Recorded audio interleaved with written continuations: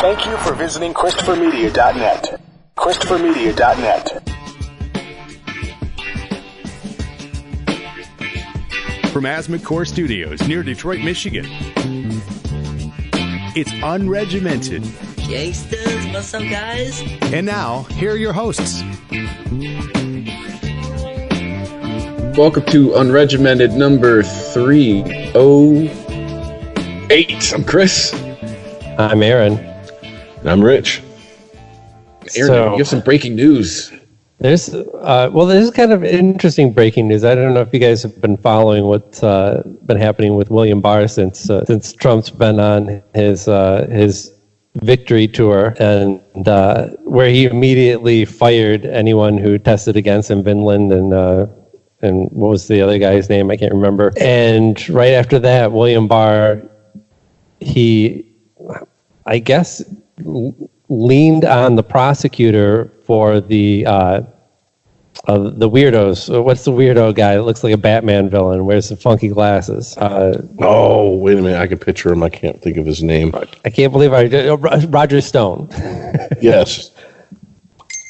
So he leaned so hard on the prosecutor for the Roger Stone case in the interest of, we would assume, getting the sentence lowered, because that's what Trump was tweeting about how he was getting railroaded, and the prosecutor resigned from the case. So I don't know what's going to happen with Roger Stone's case now, but it doesn't look like he's going to be facing as much time as he previously was. What? A rich guy's taking care of another rich guy? Get the fuck out of here. Well, they already asked Trump if he would pardon Stone, and it's like, wait a minute. Don't pardons typically come at the end of a presidential run? Not in the middle of it? They've happened throughout presidencies, but there's generally some that they keep on the back burner and just dump on their way out.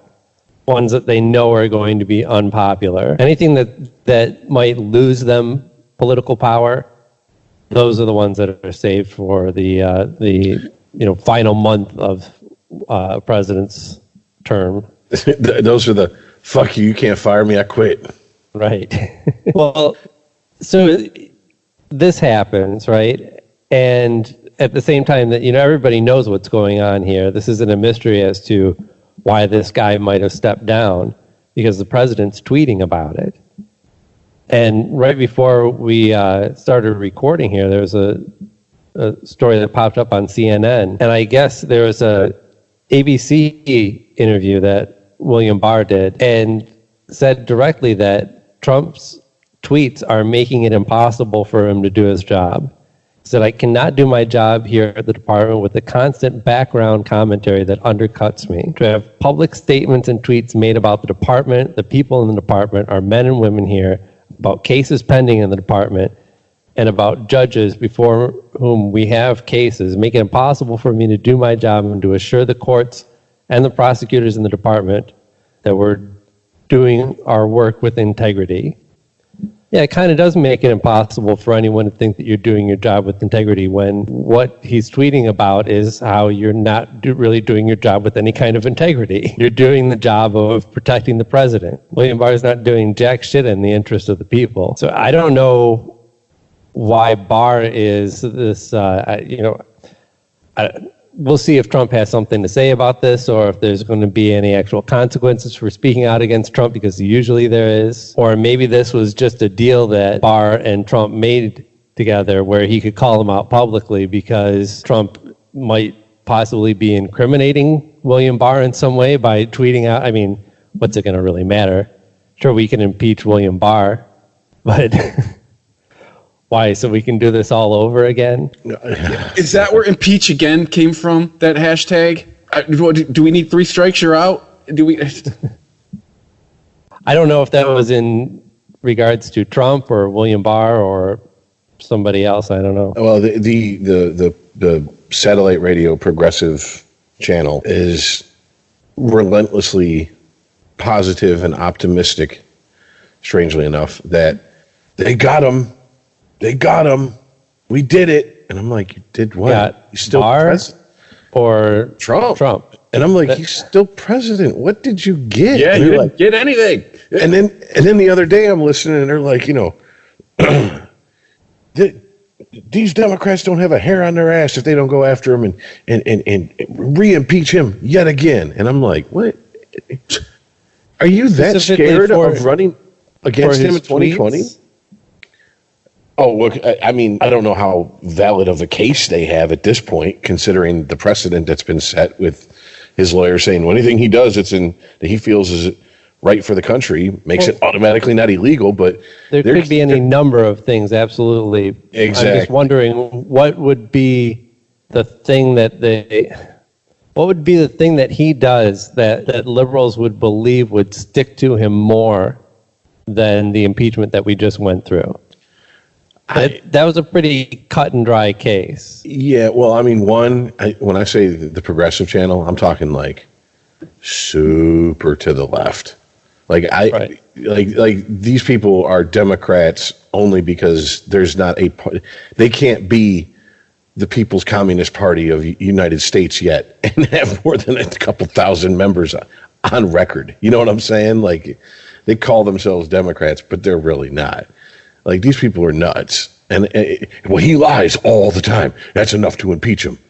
And I'm like, if that's the standard, then we're going to have there's going to be a lot of empty seats in Washington. If that's a precedent we're going to set, if a politician lies. That's what I'm saying. Who would run the country? Yeah, exactly. Who amongst us? Are you going to get the chick from Knives Out to be president? You're just going to get some of the I haven't seen that movie, so I don't get that reference. Well, I'm just thinking you're just going to get someone who's autistic and has no social graces, and they just are incapable of lying. Right, like, that might work. Are you fat or pregnant? You know, like, the maid and really main character of Knives Out is she's unable to lie without being physically ill. So that's the detective that Daniel Craig plays uses her as kind of a barometer to help figure out the case. But anyway, that's a convenient. That's worse. That's a worse tell than Malkovich and Rounders. Jesus Christ. Right. Well, yes. Anyways, I just threw it out there because it's like I said, it's the nuttiness of it. Like that station is purely coast past when the other stations I'm listening to are on commercial, and listen to the insanity. It's kind of like listening to the Breitbart station. Like you just, or if they had an Alex Jones station, like you just stop, you listen to the insanity, you chuckle to yourself, you shake your head, then you keep going. Right. You're like, wow. Well, there's people out there that think this way? Okay. All right. That's what I was trying to get at earlier, was the idea that Trump he's going to wipe his ass with the Constitution for the rest of his term and do so with impunity. What else could he actually do at this point to jeopardize anything about his career or whatever his legacy may be? But there are still people that are working for him, the few smarter people that he has, and I think William Barr, whatever you think of his ethics, would count amongst the smarter people that are in Trump's, well, I was going to say cabinet, but the Attorney General really isn't in the cabinet, right? He's not supposed to be part of the White House per se, but I'm guessing that this guy sleeps in the White House. But he still has to have some sort of career, or even maybe if this is the end of his career, he doesn't want the end of it to be him rolling over for a corrupt president. So maybe he's just these statements against Trump and his tweeting behavior, making it impossible for him to do his job. He's just trying to give himself a little bit of separation from Trump. I mean, I'm not buying it. I don't believe that William Barr would go to ABC and tell them that without vetting that with the president first. Yeah, they wear the same color tie. I'm with you there. Yeah, right. I mean, he obviously interferes with the Roger Stone case in the interest of the president, and then like a couple days later grows a spine about it. That's the world we live in now. Unless Trump's got some like really scandalous shit on Barr.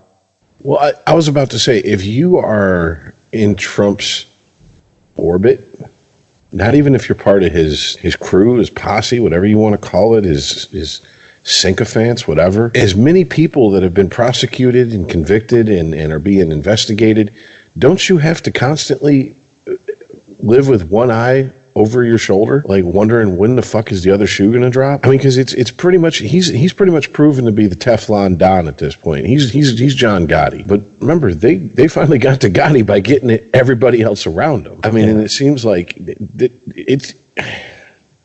I don't want to give Trump this credit. I don't know if credit's the right word, but it really does seem like he is basing his entire presidency on a mafia hierarchy. Well, I think what the Russia investigation taught us, and even this last thing kind of taught, well, maybe not this last thing, but he is smart enough to get other people to do the dirty shit, to do the things. He's smart enough to either get them to do it or get them to take the fall for it. And to me, that's insanity. I agree with Bernie Mac. You know, he's like, Bernie Mac said he went to a prison to do a show, and what are you in here for?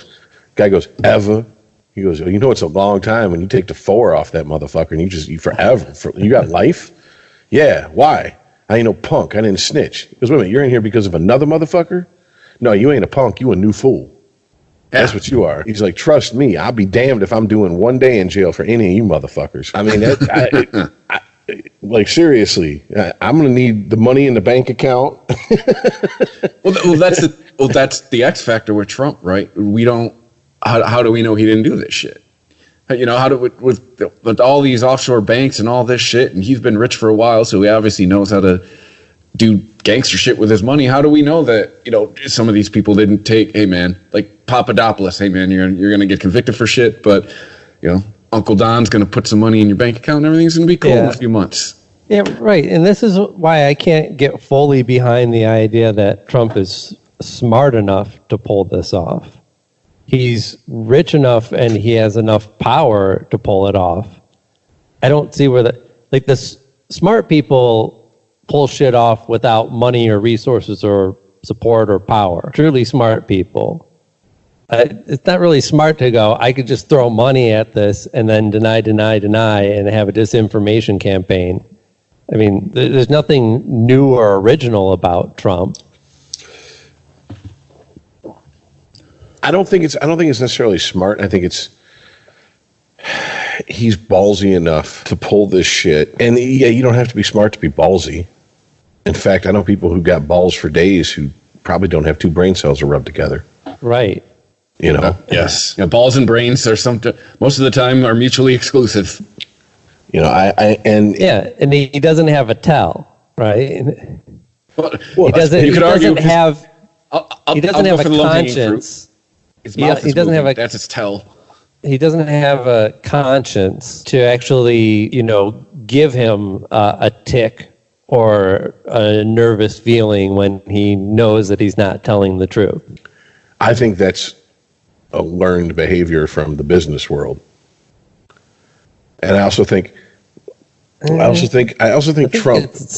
I'm with Rich because you get away with something once, right? The human tendency is to keep pushing it, right? If you've ever seen the movie Heat, it's like Trump watched the movie Heat and took that line, never have anything in your life you're not willing to walk away from in 30 seconds. It's like he took that to heart. Because if you go back and you look at a lot of his business dealings. Or wives. Yeah. or quote unquote friends, he turns tail and just books on them in a heartbeat. No looking back. Does not want to talk about it. Will refuse to talk about it. I mean, they did a documentary on the football league that he eventually wormed his way into and destroyed. And they sat down with him, and he agreed to like an hour-long interview. And it took 5 minutes before he got up and said, this is the past. I don't talk about the past. You guys have a nice day, and walked out on it. I mean, that's just his personality. And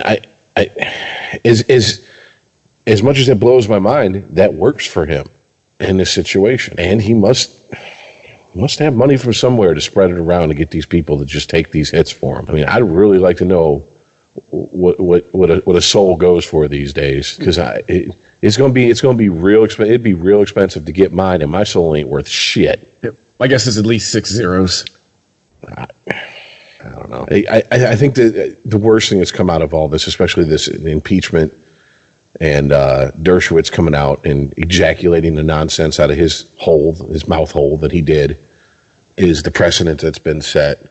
And I just got to wonder how much damage has been done to the office of the United States presidency in the eyes of the world for how long now? I think Dershowitz deserves the award for doesn't believe his own bullshit.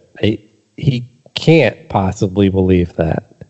That is the biggest amount of bullshit that anyone with half a brain would be able to pick apart and go, this doesn't stick at all.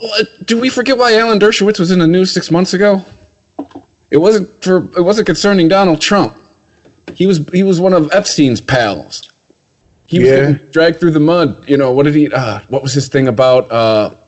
He said something ridiculous about not getting a massage or something like that. But it's right in line with what you're talking about, Aaron. Of just like, dude, if you were believing the bullshit that's coming out of your mouth, bravo, because I mean, it just sounds like bullshit from here. Well, not only that, but he's always had the ability to be bought and sold. Go back to the OJ case. Before he was hired by the Dream Team, he was on any news program that would have him, just spouting off about how many holes that defense has in it, how they don't have a chance, how OJ's going to prison for the rest of his life. And Johnny Cochran basically said, well, how can we shut this asshole up? And they said, pay him to join us. And they called him and said, you want to be part of the Dream Team? And he's like, not really. They were like, there's a lot of money involved. And he was like, yeah, okay. And then how did he rise to prominence? He defended Klaus Van Buell, who poisoned his damn wife. I mean, the man has the morals of a cat in heat, you know?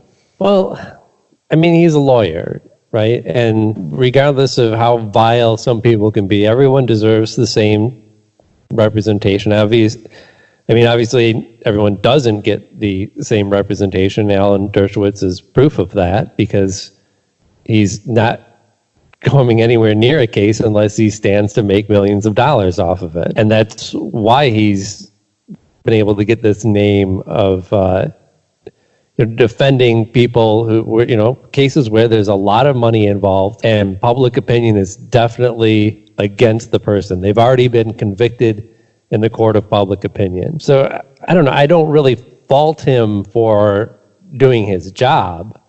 I'm just saying, I'm just surprised that he couldn't have come up with something better than that. Lawyers are paid to win, right? So he thought he could win, I guess. Yeah. He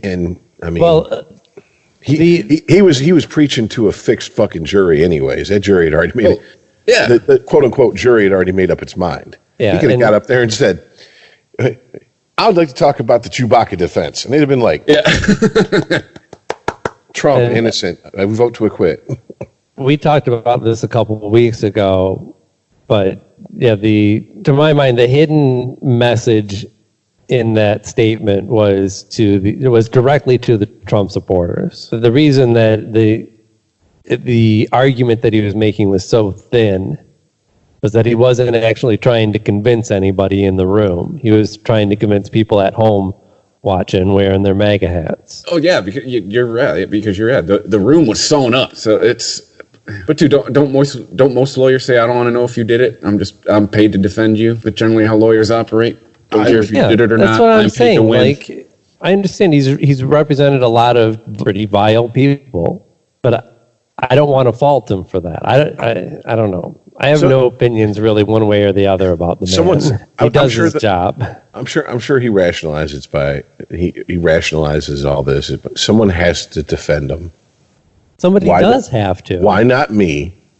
Especially if they have the money or it's a high enough profile case to get my face in front of cameras to drum up more business down the road.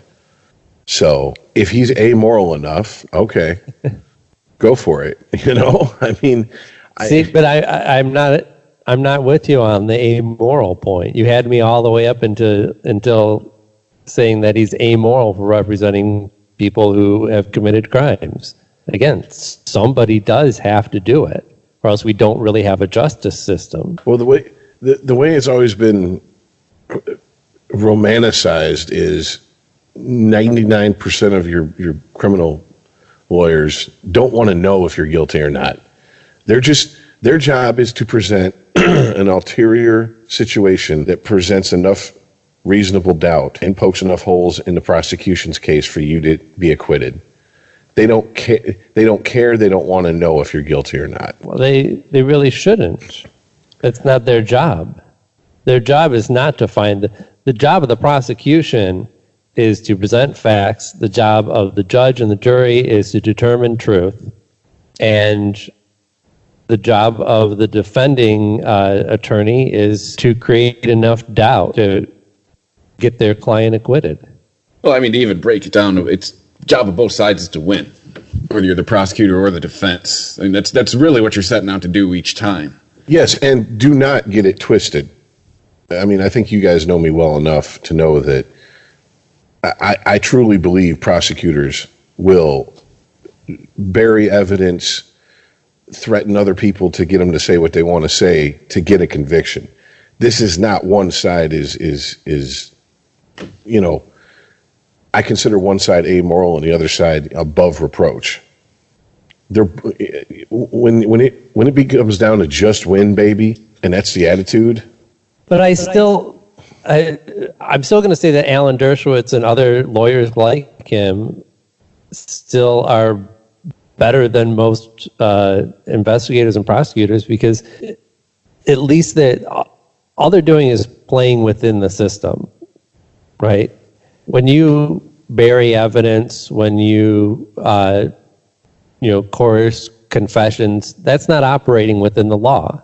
They're operating on their own. That's like vigilante justice. That's one man or a small group of people's opinion about who is or isn't guilty. Oh, absolutely. And the power that so that, I mean, that's actual evil. That the power trip that some of these prosecutors go on is ridiculous. There's a movie coming out that is based on the story of a man who I think he did 27 years and was just recently released. And he got a life sentence, and then he got 2 more sentences of like 70 years. So life plus 140, basically. And literally the prosecutor, as the judge was passing the sentence on him and giving him how many ever years he was going to get, the prosecutor walked up, turned around at the bench in front of the judge, stared at the guy and started smiling at him like, "Got you, motherfucker." And I'm like, what kind of sick fuck does that? Especially since you knew that the police were lying. You coerced witnesses to lie, which has been proven in a court of law. That's why the guy finally got his freedom after 27 years. Like, to me, hey, I'm a defense lawyer. I don't want to know if you're guilty or not. My job is just to present alternatives to the prosecution's scenario. That's it. I'm here that's what I'm here to do. That I can at least rationalize in my mind for myself versus let me go fabricate bullshit out of thin air to put an innocent man in prison for the rest of his life and then gloat about it like I did something. You know what I'm saying? Like I'm this righteous motherfucker for doing that. Right. And I don't want to. My intention is not to pin you down on your own words, but this idea that Dershowitz is amoral just really rubs me the wrong way. I mean, what is he actually? I believe that he's saying things that he doesn't believe, but I also think that that's just his job, and it's not a job that I could do. Well, what Rich means by amoral? Wait, let me just finish. What is Dershowitz doing that is actually wrong? I mean, maybe he has broken the law. Maybe he has. I don't know. But as far as we know, I mean, I haven't read any stories about him doing anything corrupt. He's just representing people that most people think are vile. Well, that's what I think where Rich gets into being amoral is you got to check that. I think he's getting more, it's like you have to check your personal opinion about the whole situation. Right, but I mean, I guess I can't really argue with amoral. Certain jobs attract certain people who are able to Well, right. To compartmentalize to that level? A surgeon, absolutely. A surgeon needs to, definitely compartmentalize and not look at everything that he's doing as this is a life or death situation. And isn't this weird that I'm inside somebody's body, right? He has to just focus on the job in front of him. Not everyone can be a surgeon, because most people, if they took a scalpel to somebody's skin, they'd start getting queasy. Yeah, things I never want to hear in an operating room. Holy shit, that's a human heart. Well, check out this guy's intestines. I want a surgeon who's been there before. Right. So, I mean, that surgeon might not be the best guy. Part of what makes him able to compartmentalize might also make him a bad husband, or possibly even a bad father, or just maybe an unpleasant person to be around. That doesn't necessarily make him a bad person either, right? It doesn't make him amoral because he's not triggered by the same things that everyone else is. I also think you can be amoral towards certain things and have a different set of morals for other things. That's part of being able to compartmentalize. Well, yeah.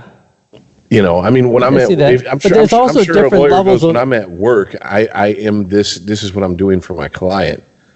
But morals also aren't constant and universal. Like he might have personal morals as to who he chooses to have in his personal life, but he might have a bigger dedication to his professional life. And the idea, and again, I'm not trying to paint him as something that he's not either. He's not some sort of saint, but maybe part of what allows him to do his job is this conviction to the idea that everybody, no matter what they've done, whether they did it or not, even the people who are guilty, everyone deserves legal representation when accused of a crime. Let's be honest, we could just be overthinking it here.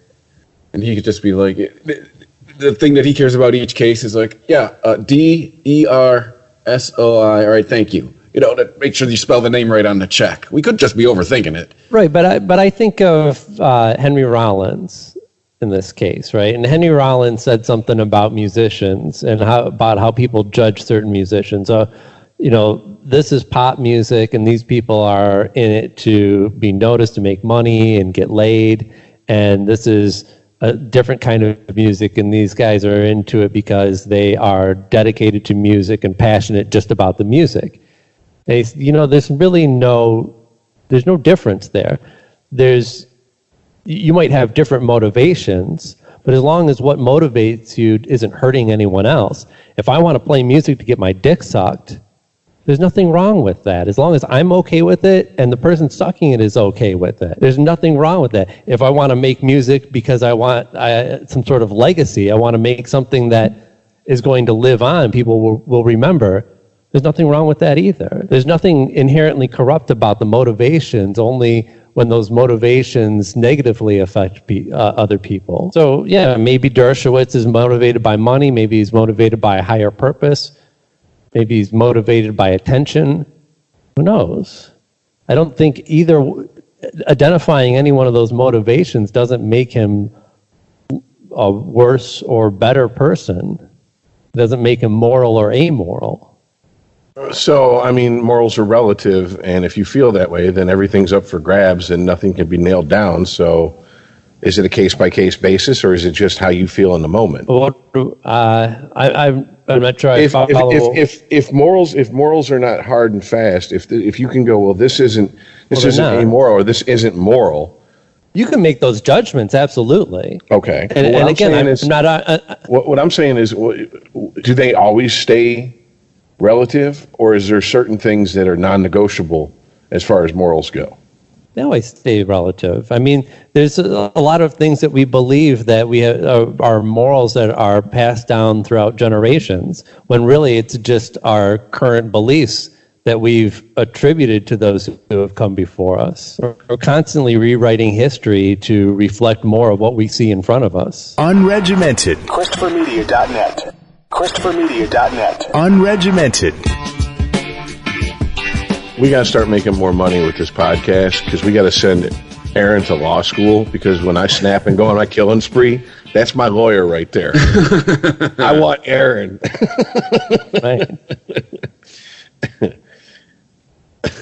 Aaron Unregimented Esquire. That's who I want defending me in the courtroom. Well, that's why we actually. This is why we have laws, right? Because morals are a nebulous things, and we have laws so that we can go. Let's take the morals that we understand in our society today and try and boil those down to some hard and fast rules, so we can actually do something with this. If we try and drag people into court and judge whether their behavior was moral or not, and not lawful. Well, that can vary greatly from person to person. Well, I don't know. But I mean, at the end of the day, I guess there really is no difference, right? Especially if you're being tried by a jury of your peers. Each one of those is looking at the law, yes, on one hand, but also, what the person deserves based on how good or bad or moral or amoral their behavior might have been, right? A person could say, well, yeah, technically, a juror could say he technically broke the law, but I don't think this punishment fits the crime, and so I'm going to vote to acquit. And there's nothing wrong with that either. I mean, that's a perfectly reasonable conclusion to come to. Oh, I know plenty of hardcore libertarians that'll tell you to accept jury duty, especially if it's something like a no victim, no crime, a possession crime or something, and nullify that jury with a not guilty. I know plenty of them that preach from that pulpit. So, yeah. And I don't know. This I guess this goes with what you were saying. Is that a moral way to look at it? I don't know. I think it's a fair way to look at it. I'm definitely gonna, if I'm sitting on a jury and it's the guy got caught with a half ounce, and he's looking at 2 years or whatever, obviously this would be in a state where this would have to, still be against the law. Right.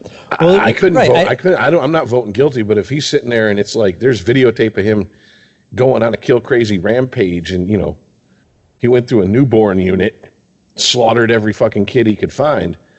Yeah, that motherfucker's guilty.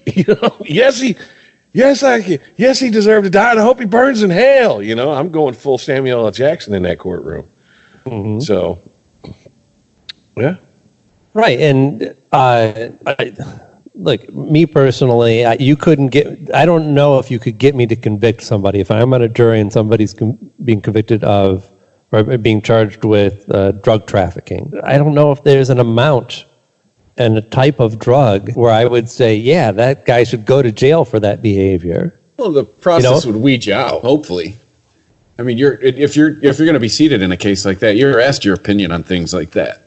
Okay, but let's say I'm on a jury. Mm-hmm. So let's say you wouldn't. The way the process goes, if you had strong opinions, you wouldn't be put on a jury that would have something to do with that case. If you have strong opinions about that, like that's unless you're slick enough to lie about them to get on the jury for the specific purpose of nullifying the jury, which is, and I'm not saying that just to throw a monkey wrench into the conversation. I do know people that say to do that claim to have done that. I don't know if it's true or not. But well, that's what I'm saying, and your point is valid. I'm just not talking about the process of jury selection. I'm talking about individuals and their participation in the system. And so anyway, the point I was making is I don't think that you could get me to convict on drug trafficking, but if it came to one of the people involved, like recently, I forget which company it was, but it looks like, I don't think they've had the sentencing yet. This guy's probably going to go to jail. He was the CEO of a drug company that was actively lying and paying people off to push his drug that he knew full well was addicting people. That's a case that I could convict on. Oh yeah, wasn't that the OxyContin people? One of the, I don't know if it was specifically OxyContin, but yeah. Because I know at the beginning they were pushing that. Mandy was just talking about that. They were pushing it at the beginning of, no, it's not addictive, miracle painkiller, and they knew it was addictive. Right. So this is, a company that's supposed to be overseen by the government that is outright lying about its product to the detriment of the people that are taking it, whose lives are being ruined, lives are ending too soon. Now, does all of that happen as the result of illegal drug trafficking? Absolutely. But how much does the guy moving a couple keys, how much does his involvement create that? But you can argue he only got involved after the people turned to the street after they couldn't afford your drug. I mean, there's right. We do this all day. Exactly. The guy pushing a couple keys. All of a sudden there's a demand for heroin, and he's just going. It's basic economics. I bring this all up in the conversation still of morals, right? So a lot of people would be much more apt to convict. I mean, you see some guy who looks like a fucking drug dealer and he got caught with a couple keys of cocaine on him. Like, that guy should be sent to jail, right? He's scum. He's causing crime. He is crime on the streets. He is the absolute epitome of the person that I want behind bars as a citizen. I don't want my kids doing drugs. I don't want my family being shot from some fallout from a drug war. I want these people. Now, the guy in the nice suit who made millions and billions of dollars off of a product, that's a harder conviction for a lot of people. Well, this guy isn't evil. Like, maybe he just didn't understand. Maybe, everyone, that's his job. His job is to promote his product. He's not a scientist. He doesn't know what goes into it. They tell him it's safe, and he goes, yeah, it's safe. Let's do it. Roll it out.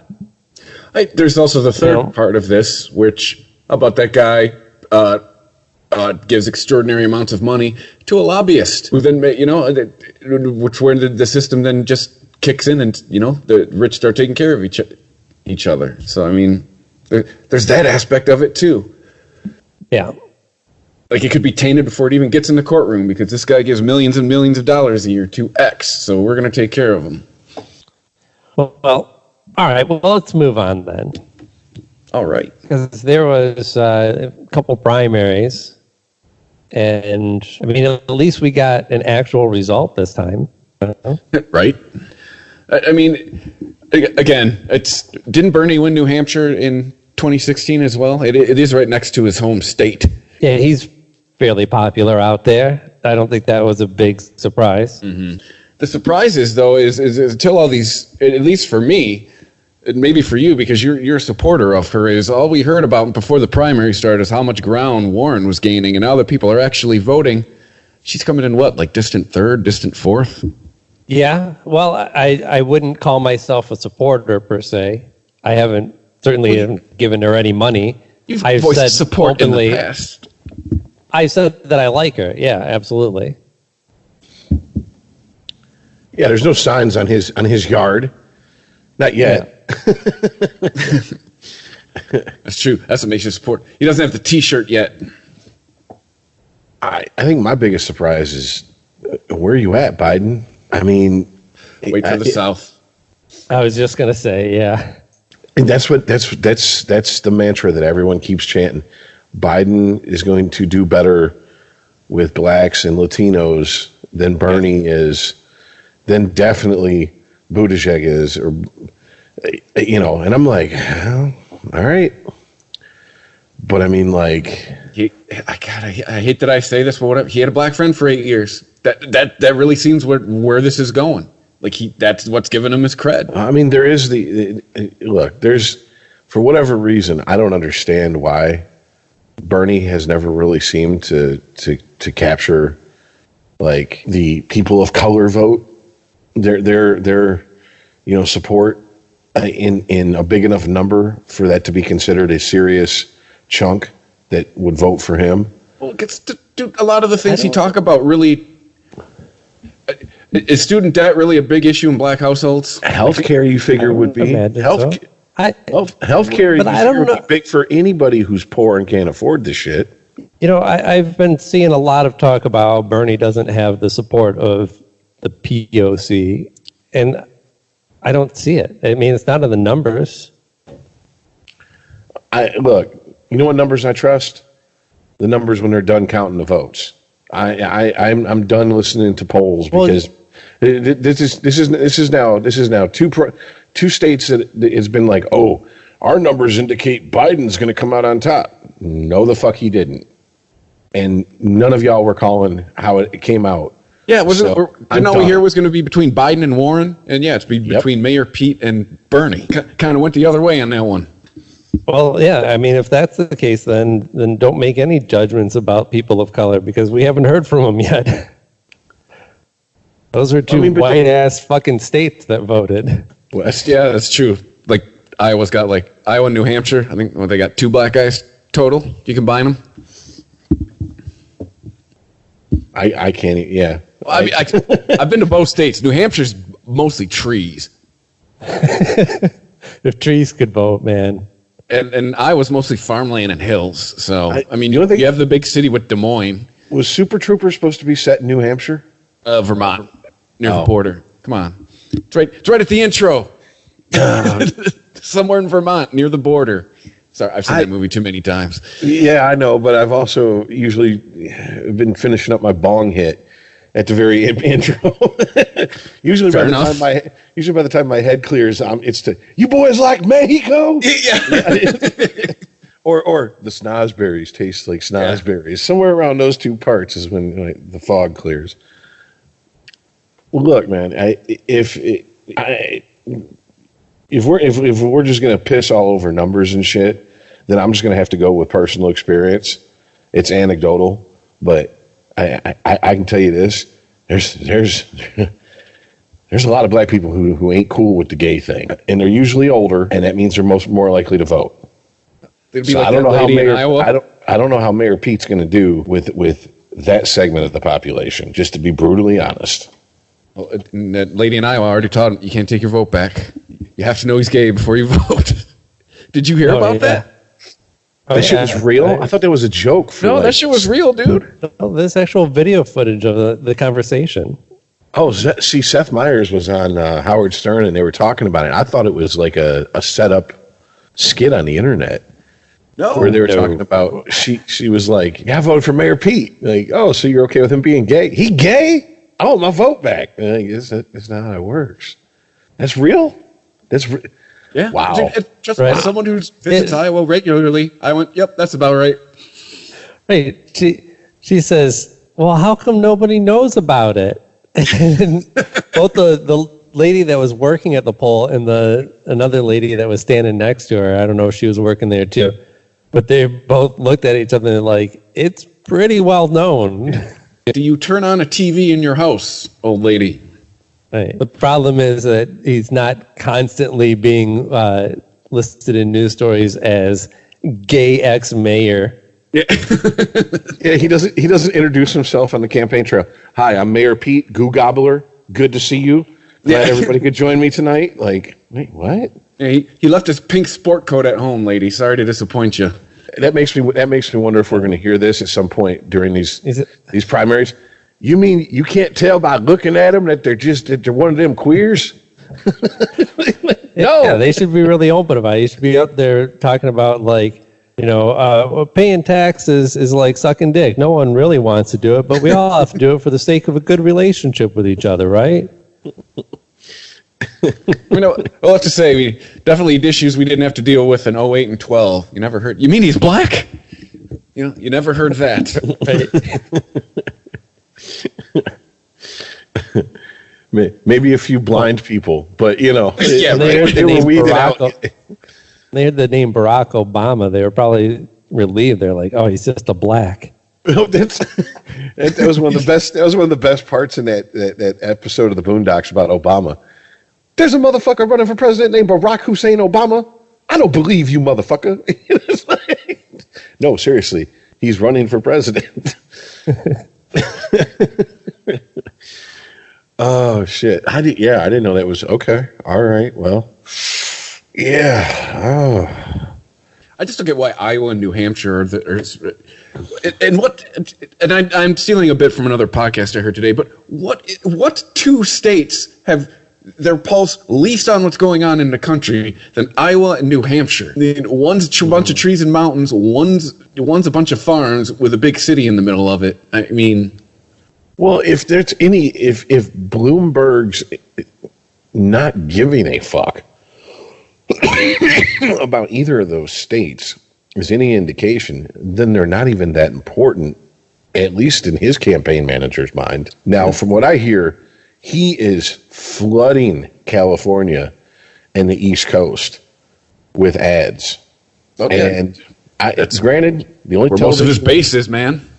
The only television I really watched recently was the Super Bowl, but I only saw him and Trump ads during the Super Bowl. And I see his ads all over social media. Like even when I go to different sites, like the video will start playing and it's a Bloomberg ad. So if he obviously thinks he can have a shot at the nomination, at least a puncher's chance at the nomination, and he's not worried about Iowa or New Hampshire. Because I don't know, where did he place? Did he get anything out of Iowa? Yeah. I didn't see his name listed. No. It's just he's making the same mistake Hillary made. The only message I've garnered from his ads is Donald Trump is bad. Like, we did this 4 years ago. It didn't work.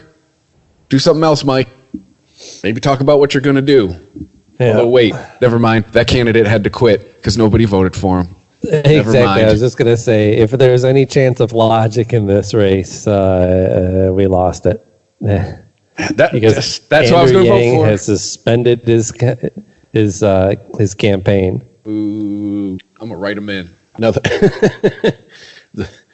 might as well write Trump.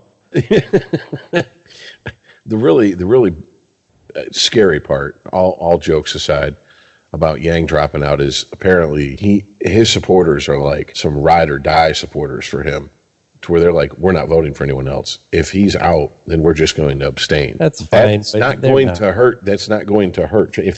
Look, man, you can sit there and say, oh, it ain't gonna matter. Okay. All right. How many votes did Trump win Michigan by? What was it, 11,000? Mm. Okay. I mean, we're talking, pubic hair, slim margins here. And when it gets down to, Trump knew what he was doing with that State of the Union speech. He was, hi, everybody who's not white. Look, I'm going to have a bunch of not white people stand up during my State of the Union speech, and I'm going to act like I've done so much for them. And that's wonderful, because if I can pull like maybe 4 or 5% from the Democrats, that might just be enough to tip it over in some states. And that's all I need. So whether he knows how to play the game or not, someone behind him knows how to play the game. That's what I'm saying. So we went through this in 2016. Everybody can laugh and giggle and ha ha ha ha ha ha and take it not serious. That first Tuesday in November, if you're crying about Trump 2020 and he just won, if you were laughing, go look in the mirror. That's who you got to blame. So that's all I'm saying. Don't underestimate him. That's happened once. I'm sorry, I'm with Bill Maher on this. You underestimated him once, and look what we got. Do not make this mistake again. And do not make the mistake of these people that will not be swayed. Well, what's to be done about that? I mean, I don't believe what's to be done about it is to stop acting like, oh, we don't care if you're not going to vote. If you're not going to vote, then we don't care about your vote no matter what. To stop, well, to not pull a Hillary and just, I'm not even going to go to Wisconsin. I'm not even going to worry about these states. I'm not going to worry about this and that. Okay, that was. The Democrats need to focus on the fact that, yes, you need to get the middle class and the working class and the working poor back in your corner. Well, all I'm saying is, if there's ride or die supporters of somebody who can't poll more than 3% of the vote, then those aren't really serious people. Like, they're not seriously participating. They are just. Go ahead. They found a team that they like and they want to support it. That's fine. I think what Rich is warning against is this compounding, because, okay, fine, it's the Yang supporters, but what happens if the Klobuchar supporters then take this stance? What happens if each candidate who drops out, if each of their supporters take this stance? I think that's what Rich is getting at. All of a sudden, it's 3% isn't nothing, but 3% times 3 is almost 10%. I think that's. And I'm not. Am I right, Rich? By the way, yes. And by the way, I'm not. This isn't my thoughts. This is the thoughts of people who have studied and been in the trenches of elections for 30, 40 years. Who this is their concerns, and they're not pulling for one side or the other. They're coming at it as dispassionately and as pragmatically as possible and saying, this isn't good. And you whistle past the graveyard when it comes to these type of voters at your own peril. And if you don't, and I mean, they're very much like I said, very dispassionate. You don't listen, that's fine. I hope you like 4 more years of Trump. And I'm just like, I would tend to listen to those people more than I tend to listen to the people who, are walking around with dick all for experience.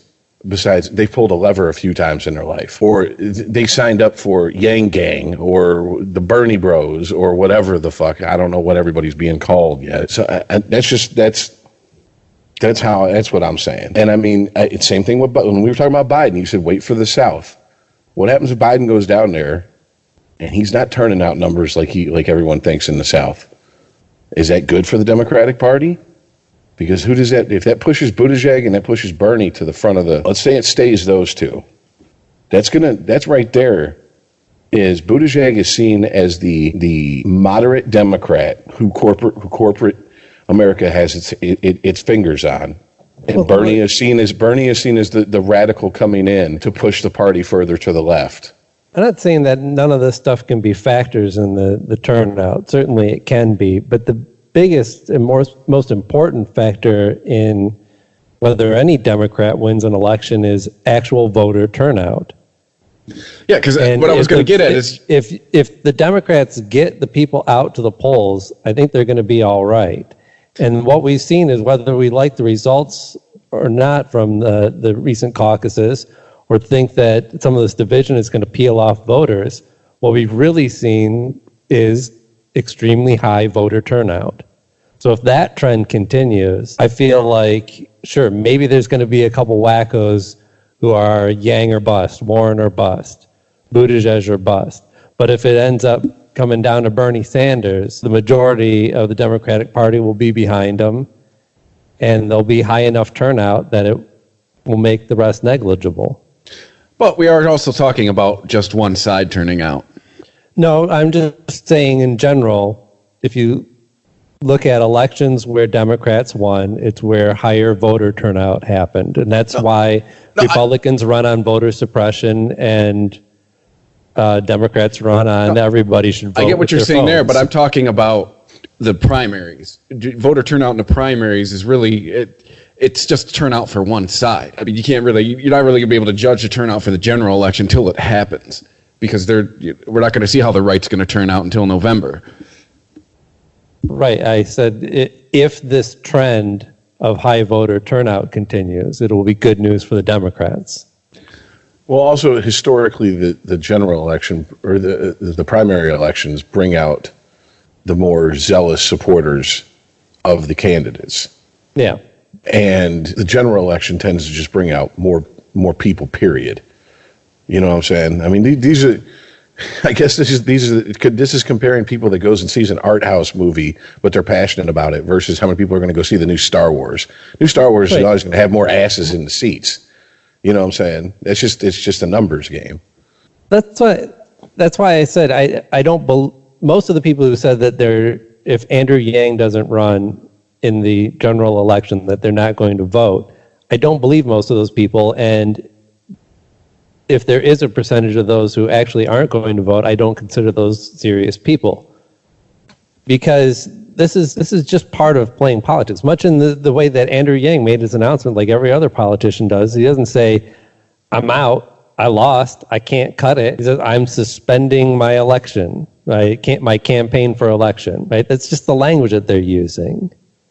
Certainly, they're going to say they are diehard for that candidate. Yes, so they're going to toe the line and act like, "Hey, this is the only candidate that makes sense for me."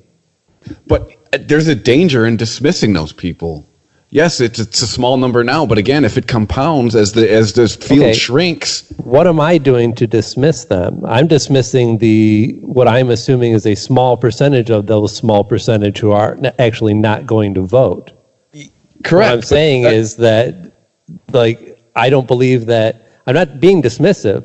What I'm saying is, I don't believe that they're actually going to abstain. I don't believe that they're that passionate about the political process and then put all their eggs in a less than 3% basket and then hit the highway when he loses. That's not logical behavior to me. voters who stayed home pretty much decided the last election. I mean, why wouldn't it happen again?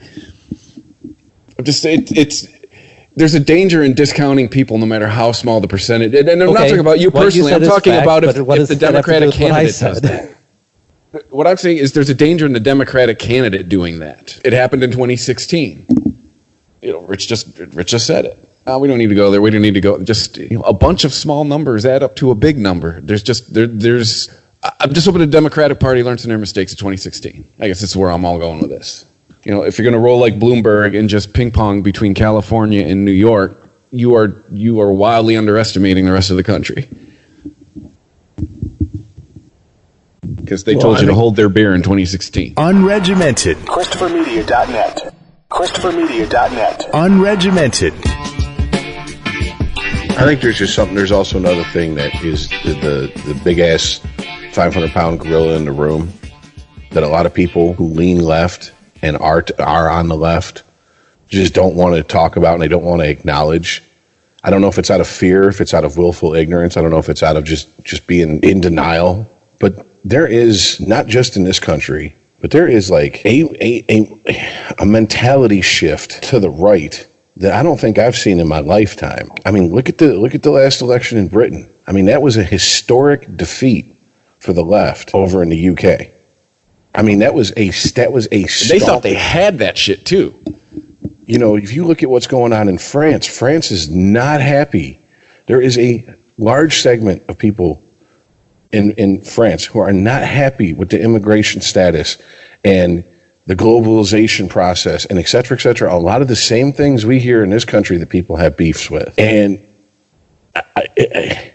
isn't it just tribalism? That's what I'm saying. Is it that strong? Or is it people are just so, globalization's good and diversity is our strength. And, can you back that up? Well, I said it and I feel it. So it's true. Doesn't seem like a lot of people are buying it. And that's the problem. At the end of the day, you got to sell people on your philosophy. And when you're having these type of elections and basically condemnations of that type of thought in the Western world like you are, there's something else at work here, man. Like, is this just a reactionary, behavior to progress speeding up? So if you're going to speed up progress and you're going to try to, move us further to the left at a quicker pace, we're going to push back just as hard? Probably. That's sound thinking to me. I mean, because it's kind of been how it's going for a while. I mean, one of the things I've talked about with, friends of mine and coworkers that support Bernie, that consider themselves progressives. I'm like, we might have to sit here and realize this country ain't as progressive as you'd like to think it is. And isn't that why one gets involved in politics? Why one votes in the first place? That's fine, but change has came at a rapid rate for the most part in the last decade.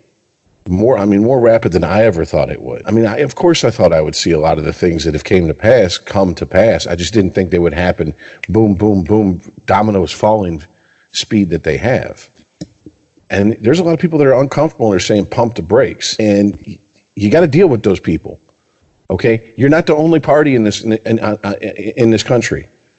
And even if you do win and you get your way, you still have half the country who's pissed off who didn't get their way. So I mean, you have to make peace with this fact at some point. We need someone like Clinton again, where everybody liked him. Well, we need that guy. Obama was somewhat there, but racism. So, but we haven't had a president like Billy Jeff in a while, man. Where he seemed to, but he knew what to do. He knew. We talked about 2016. He did what his wife failed to do. He went to Middle America. He talked to working people. I'm sure him jogging in his dolphin shorts, slamming down Big Macs every morning, kind of also ingratiated him to Middle America as well. He's one of us. He's trying to lose weight, but he's just a fat guy. He runs so he can eat the Big Macs, just like the rest of us. He runs to McDonald's to buy the Big Macs and then runs home to work off the Big Macs. No, I'm just seriously, I'm just wondering because we went through this before in 2016 where there was this support that we didn't hear a lot about that came out when the election results started rolling in. All right. You know, the quote unquote blue wave that La Resistance was supposed to lead in 2018. If that was their idea of a blue wave, I'm not really holding out much hope that we're going to, you know, change the world in 2020 here. Maybe it's like the swell before the wave. I mean, I don't know. Personally, I would like to see a more progressive candidate who's focused on the economy. Like I said, make sure there's food on everybody's table. Make sure everybody can afford to live and keep a roof over their head. Then we'll worry about everyone's pet issues. Okay? Because you put the pet issues first, that's not helping anybody in the long run. But I'm kind of wondering, maybe there does need to be a more moderate candidate. You just said the opposite of what California does, by the way. Oh, they handle all the pet issues and then go, we'll figure out the food situation later. Yeah. Meanwhile, there's human feces on all the cities of their major streets. Well, I mean, again, we've only heard from the white people so far, but they seem to be in support of the more progressive candidates. Well, I guess maybe not, because it is really close. Like, Buttigieg is right behind Sanders in both New Hampshire and Iowa, and he's definitely more of a moderate. I guess it could go either way. No, what's funny is that if I would consider Buttigieg more, like you said, more of a moderate. But right. I have a friend who used to be a police officer in the city he was mayor in. He doesn't have a lot of he doesn't have a lot of support with the police. Let's put it that way. Mm-hmm. And I don't know exactly what happened. Apparently, there was an incident where there was a shooting of a black male, and apparently the way he handled it left a bad taste in the police officers' mouths. Whatever, blah blah blah. Which it's like, fuck, really, like. I don't want Trump to be that right about, I got the police officers, I got the military, I got the, you know what I'm saying? I'd like to think, we at least split that? Because I know plenty of people who are in the military who are really rather extremely liberal. They just keep their mouth shut. It's the opposite of Hollywood. In Hollywood, if you're conservative, you keep your mouth shut. In the military, if you're liberal, you keep your mouth shut, because it's not worth the fight unless you're just one of those people that want to fight all the time. Well, also just thinking of the military as a block of people. It seems like the military more represents if America was a pie and you just took one slice right across the circumference of that and got a little bit of each flavor. The military is Neapolitan? No, military is a hurricane. A drink where a bunch of other drinks in it. I think it more evenly represents the nation in general than a lot of people think. Well, yeah, because let's be honest, it's a way out for a lot of poor people after high school. Gives them structure, pays for college. So yeah, the military isn't a bunch of white guys. Not anymore. No, it's more and more the common thread for the just a plethora of differences that people join the military. Just, all the different reasons, all the different feelings of why they did it. Usually the one common thread is a sense of serving, of duty, of something along those lines. That's pretty universal. I mean, you hear the horror stories of, why'd you join the military? So I can kill people. Yes, there's people like that in the military. No, they're not. They're not the majority. Those people get weeded out because those people get people killed. What, you mean they're not all like the guy in the helicopter and Full Metal Jacket? No. More of them are like Private Joker. Face? Yes, yeah. No squishy face from Jarhead. No door gunner, and they're more like Joker. They're more smartasses. I wanted to see beautiful countries and exotic lands and be the first kid on my block to get a confirmed kill. Those type of smartasses that you're going to find that usually in my experience. But no, it's just the reason I brought the whole thing with Buttigieg and apparently his problem with police is that it's like, if he's more moderate, but that's a sticking point, Trump's because Trump's a smartass once he gets his hands on something. That's what Trump is amazing at. He is a great troll. And if he gets his hands on it, he's going to go smartass with that and beat Buttigieg over the head with it. By the way, just a real quick aside, it's going to, if it is Mayor Pete versus Trump, it's going to kill Trump that he can't make fun of the fact that Mayor Pete's gay. I was going to say, is this the first election where we see a homophobic slur? Yeah, what would stop him from it? I mean, you think it would cost him anything? Man. He'd do it. Think of the debates in 2016. He talked openly about his dick size. Yeah. I would not put it past Trump to use the phrase "lighten the loafers" on national TV. He would do the same thing. I don't think he would. I don't think he would be pinned down with like an actual phrase that somebody could go, like, Trump said this, because what he says. He said, by the way, he implied that if the hands are small, something else is small. I assure you, there's no problem there. Right? What did he actually say? Nothing. What did he communicate? Absolutely everything. Every adult, every teenager who heard that phrase knew exactly what he was talking about. How did we not know? But it's innocuous enough that you put it in print and it doesn't look like much. But he also played it something like that. Like, he also played it well enough. All I'm saying is I really like vagina. I mean, hindsight's 2020. How is that not a huge red flag for all of us, dude? Canada just talked about his dick size in a debate.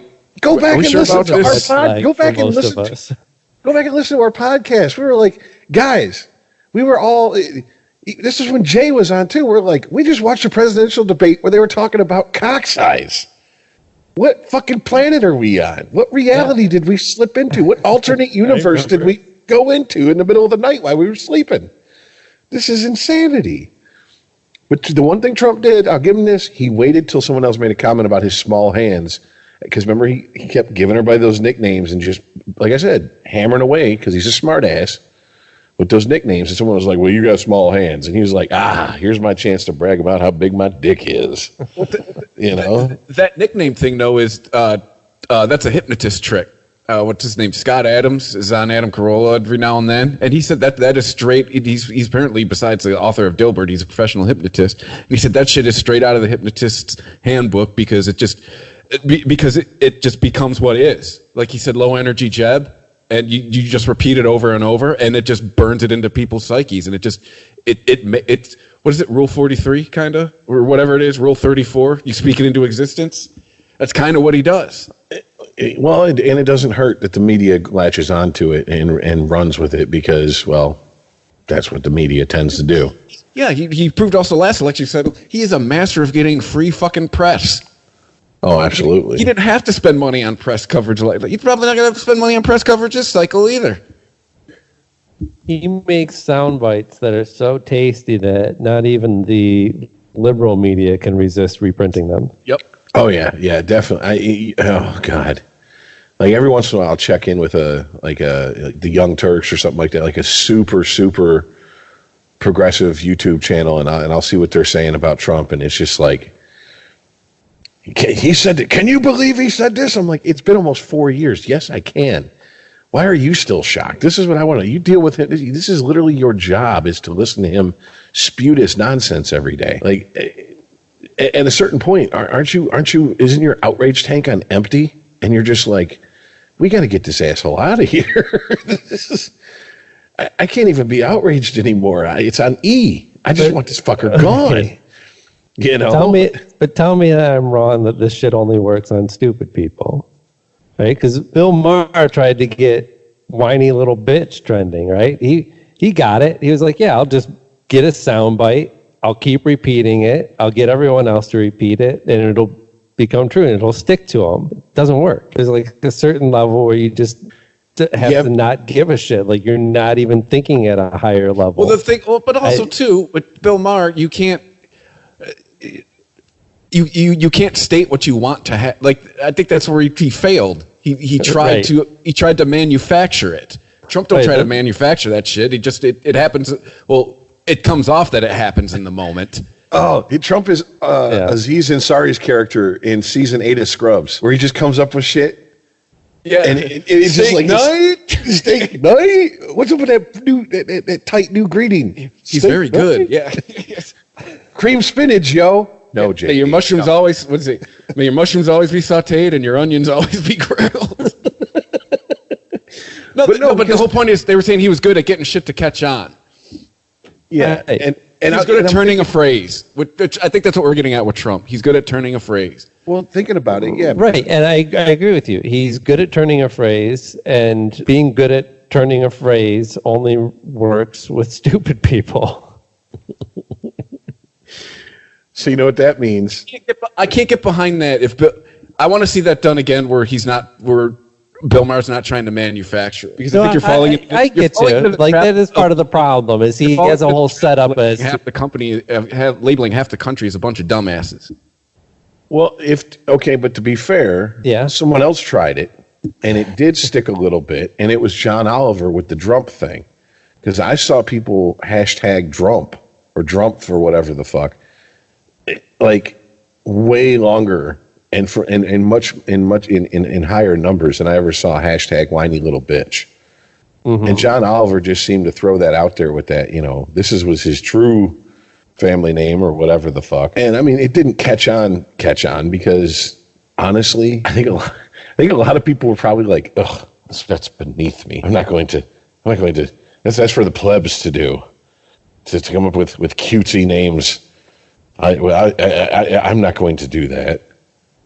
So, stupid, I don't know, stuck up, a little too into themselves, think they're above everybody else. Maybe stupid is a cruel word. Low information voters. How about that? Does that alternate reality voter, alternate facts voters? Well, really, I mean, people that get interviewed at these rallies and shit, and all they're doing is spouting all the taglines. It's like they're getting interviewed after an Andrew Dice Clay show, and they're doing the nursery rhymes for the camera. I feel like I have to say this. If you write off, this is how we got where we're at, right? We wrote off half the company. We wrote off half the country as stupid. Isn't this how we got where we're at? No, it's not. Isn't this how we got Donald Trump? Is one side just decided to dismiss the half of the country as a bunch of racist bigots, the basket of deplorables? Isn't this how we got Trump? No, the way that we got Trump is enough people fell for it to vote for him. All right. I guess. Well, we can agree to disagree on this one. So they're not dumb deplorables; they're just easily duped. Or you tell people they're stupid, they go, "Oh yeah, look, watch how fucking stupid I am." Enjoy Donald Trump for 4 years. And and I'm supposed to walk on eggshells and not call them stupid when they act stupid. Don't most of these fucking people? Don't most of these people in this country have children? Don't they understand that like trying to force someone to do something is the quickest way to get them to do the opposite of what you want them to do? You would think, or even to connect with the people who don't have children. Hey, you ever been a teenager? Think about 13 through 18. You generally did the opposite of what everybody told you to do.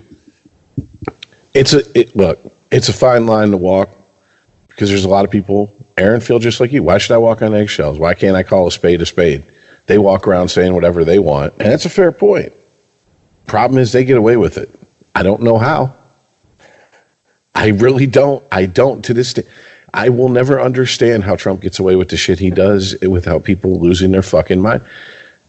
I just don't. And I hate to say this, but the real deep in his pocket supporters, it just must be that deep a hatred. That's their Obama. We got ours now, because he can do no wrong. He is their second coming. I mean, right, but these are also this is the other side of the Yang or bust. Right? If there are actually people who are going to now not vote in the general election because Yang is not on the ticket, and this is just the left side of the hardcore Trump supporter, which is ultimately most of these people. Then the people who actually made the big enough difference for Trump were the people who hadn't voted recently, Republican or Democrat. They may have considered themselves Republican, but they didn't have a candidate that actually made them go out and get to the polls. Well, I don't know where they're just celebrity voting. I don't know where this number was pulled out of, whether it was out of someone's ass or if there's some hard data behind it. But there's a gentleman I heard on a podcast. Wrote a book. I think it was called From Democrat to Deplorable. And it was about I think it's 9.6, 9.3, one of those two million people who voted for Obama in 2012, who voted for Trump in 2016. Mm-hmm. And I'm like, that's it. 9.3 or 9.6. That's all that swap sides. Because I remember a lot of people saying during the primaries last year, when it got basically down to Bernie and Hillary, that instead of voting for Hillary, they'd vote for Trump, and they were Bernie supporters. And I'm like, I just, and that's all celebrity voting. They're voting on personalities. They're voting like they're supporting a sports team. And I guess it goes both ways. You can vote for a personality you like, or you could vote against a personality who you despise. Yeah, absolutely. When really you should be voting in whatever candidate you think is most likely to support policies that would be in your best interest. Well, I think there's a fundamental thing. It's widely known people generally vote with their gut. That's the problem. People don't vote with their head. Yeah. People voted with their head. Yang be dominating all the primaries. Our problem is we're salty about Yang on this podcast. Yeah, our biggest problem now is the people who most voters would actually like to have a beer with. I don't want to have a beer with the person running. I want the person to run the country, run the fucking country. I don't want to have a beer. You shouldn't want to have a beer with me. I'm an idiot. That used to be some sort of barometer for who would be a good president, and it worked out okay up until now, and all of a sudden people wanted to have a beer with Trump, and we're like, why did you invite this guy? With Adam Carolla on this, it all went to hell with boxers or briefs. That's where it started fucking going to hell. The 92 town hall on MTV. I got to ask Governor Clinton, boxers or briefs? I remember that. I clearly remember that. That's where the worm started turning to, I want to have a beer with this guy. It was the same one. Have you ever smoked weed? And he's like, I said I tried. I couldn't inhale. I coughed. I tried. It's like, whatever. You got high, Willie. Shut up. College in the 60s. Shut up. You smoked weed. Exactly.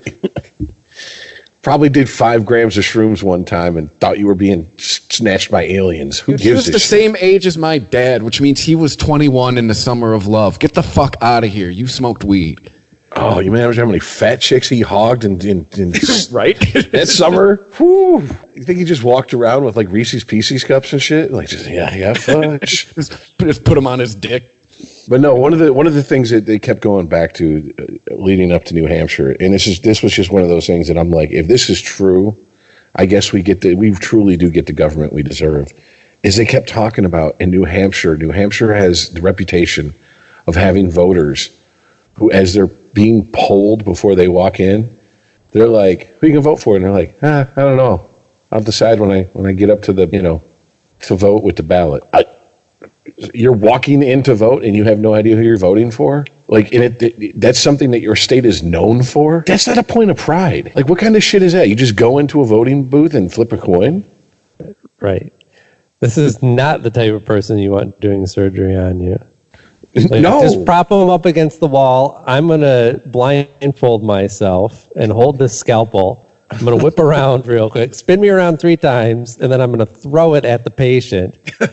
And whatever it stabs, we're going to cut out of them. Yep, that's what we're cutting out. Yeah. Like, literally, anyone who can play Operation and not buzz the thing more times, or not have the buzzer go off, less times than they can pull something out without it going out. Yes, okay, fine. You're my choice. You're my doctor. Because I just can't believe that. I'm like, if that is true, we might as well be playing musical chairs. Like, if that's true, I'll never get a doctor in New Hampshire. I'd rather take Dr. Mengele. You know what I'm saying? Give me a Nazi doctor. Keep in mind, this is the state on their license plate where it says "live free or die." Yeah. Does live free include not thinking shit through? Free of thought? Isn't New Hampshire supposed to be like a libertarian's paradise? I don't fucking know because I've been through New Hampshire, but like everybody who's been through New Hampshire, I didn't know it until it said the sign, you are now leaving New Hampshire. Yeah. Like, I feel like Wayne's World. We're in Delaware. Oh, Delaware. Like, that's just it. There's nothing that who gives a fuck. Anyways, sorry. Yeah. Hey, by the way, it's only February. We still have 9 months to go. Unregimented. ChristopherMedia.net. ChristopherMedia.net. Unregimented. Well, we still have to. What's really going to make shit interesting is if Bloomberg weasels his way onto a debate stage, which, I mean, isn't that pretty much a given at this point? It's going to happen. He's got enough money to fucking get his way up there, right? Well, but the rules are you have to have a certain amount of support. Yeah. I thought they got rid of those rules after last year. Oh, no. That's okay. No, because they were in effect. Because don't you remember all the stories in September about people who were scrambling so they could make enough money and get enough support to be in the October debate and all that shit? Yeah, you have to have a certain amount of funding and you have to have a certain amount of support to be included in the debate. Well, funding's not a problem for him. He just walks around handing people money and goes, "Now give it back to me. I got enough funding." So I mean, isn't he the guy that like kind of led the charge of stop and frisk in New York? Oh, he's apologized for all that now. Oh, so it's okay. So all those people are getting out of jail because he apologized? Yeah. Fourth Amendment rights, probable cause. What? We don't give a shit about that. Everyone gives Rudy shit for starting stop and frisk, but Bloomberg didn't stop it either. It's like everyone gave W shit for the Patriot Act. Obama renewed it a couple times himself. Like I should say Obama's administration. So I mean, it's funny how as a society we have selective memory sometimes. Oh well, I mean, Yeah. Emperor Trump hasn't gotten rid of it either. So I mean, like I think it's here to stay. They can argue about the piddly shit. I think when it comes right down to it, if Bloomberg does actually end up through his campaign of just spreading money all over the coast, actually gets enough attention and continues to get press, then I can see a scenario where they actually invite him to the debates. But I don't see that happening. I mean, first of all, if you're looking for an anti-Trump, right? If you're mad at the fact that Trump is our president and you're looking for somebody to balance that out, like Bloomberg is not your dude. Yeah, someone else. He's about as close as Trump as you can get, I would imagine. He's another guy buying the election, just he has a blue tie. Right. It's another oligarch. Bloomberg is he's Trump with the thesaurus and some actual political power from the start. I mean, not to say that Trump didn't have any going in, but he didn't have any. He's got experience and he's got a thesaurus. That's what sets him apart from Trump. Well, what a lot of the Republicans in 2015 were saying of Trump, saying that he can run as a Republican, but he's truly a New York Democrat. Yeah. No, I mean he might have been at one point, but Bloomberg's a New York Democrat. That's who your New York Democrat is. Like seriously, I forgot that he implemented all the, you can't have drinks over this size in the city and the stop and he kept up with the stop and frisk stuff. See, I forgot all that nonsense, and I'm just like, oh really? Yeah, well, fuck that guy. Sorry, I just. Well, I think he said that he was going to phase that out. I don't know why that's a policy that needs to be phased out. You can disrupt the jail system if you stop flooding it with people. But if you actually look, I saw the numbers on arrests from the results of stop and frisk. And it goes down slightly at the beginning of his term and then goes right back up to like 500,000 people a year. Violating someone's rights should never have to be phased out. Yeah. Like, hey, Rich, when are you going to stop beating your wife's ass? I'm phasing it out. Yeah. I just smacked a bitch when she forgets to I opened my hand, okay? information. What else do you want from me right now? One step at a time. I put the switch away. You know what I'm saying? Like, I find that just waving the gun in her face gets dinner on the table just as quick. Like, what kind of crazy shit is that? All I have to do is raise my hand and she flinches and she doesn't say anything. So we're making progress. Oh, God. Don't you love it when politicians are like, oh, we're going to phase this out. You're going to phase out the rights you wrongfully took from us? You're going to phase them to they're our rights again? That's mighty Caucasian of you. We appreciate that. Is there anything else we can do for you? Jackasses. Sorry. Yeah.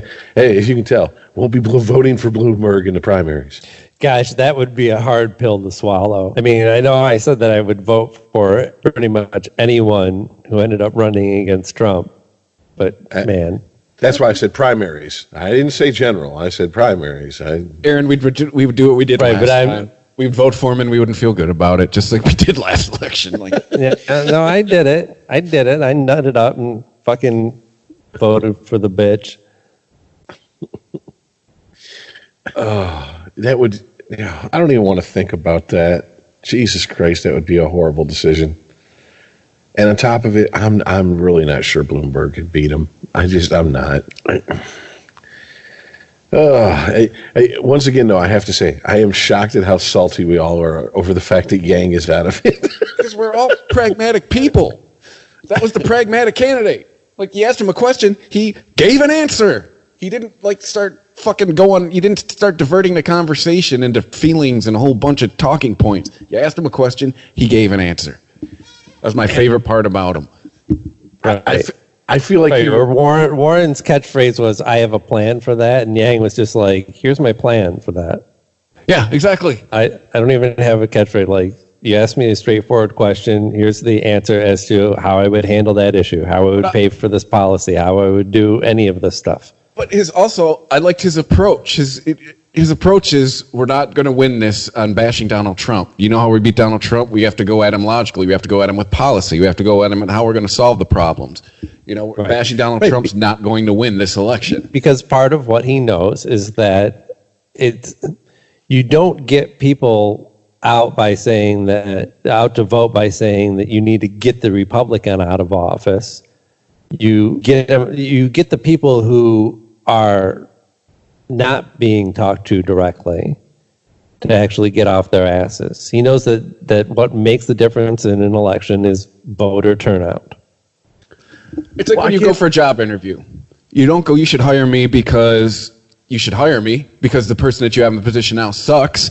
You sit in a job interview and you make your case for here's what I've done, here's what I would do. Right. That's how you get the job. You know, the guy you have in the position now sucks. You should hire me. Right. Or go into a job interview and tell them everything that's wrong with how they're running their business. Yeah. That's the Colin Kaepernick way of getting a job. Yeah. Just walk in and be like, hey, the NHL or the NFL sucks, right? Y'all are just a bunch of assholes. Oh, sure. So, and do you want a job? It ultimately doesn't matter how right you are about what you might be saying about Trump, because who are you talking to? You're not going to convince a Trump supporter to come over to your side. The scales aren't going to suddenly fall from their eyes when you point out that he lied about something. And everybody, the vehemently anti-Trump crowd, they're already in for it. They're going to vote for whoever they think is going to beat Trump. So do you think that Trump bashing is going to get the bystander off of his ass? Because that's ultimately who you're accounting for. The regular guy who's like, I don't pay a whole lot of attention to politics. I don't have a definite side. But if I heard the right message from the right candidate, it might actually make me think about it and get off my ass and participate in the system.